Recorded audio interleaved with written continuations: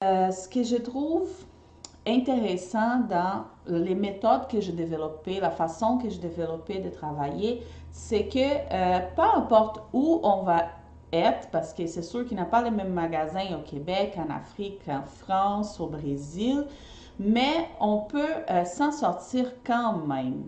Comment j'ai appris à chercher des décorations dans des endroits inusités? C'est qu'au Brésil, quand je décorais là-bas, il y avait beaucoup de magasins avec des décorations des fêtes. Alors, qu'est-ce qui s'est passé? Quand je suis arrivée au Québec, j'ai décidé, bon, OK, là, je me lance dans l'organisation d'événements, décoration des fêtes ici.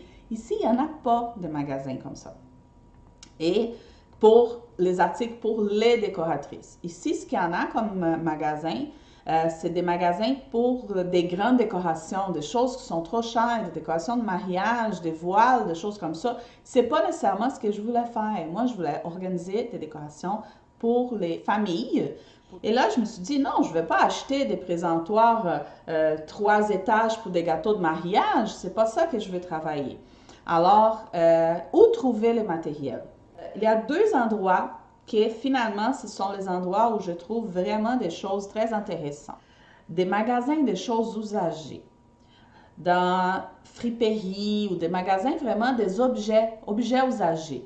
Bon, donc deuxième endroit, ce sont les quinquilleries, les magasins où on achète des matériaux pour la construction. Il y en a des boîtes, par exemple, des boîtes en bois qu'on peut utiliser comme un présentoir de gâteau, tout simplement. J'achète parfois des poignées de porte ou des pattes de chaises ou des pattes de table et je transforme en présentoir à gâteau.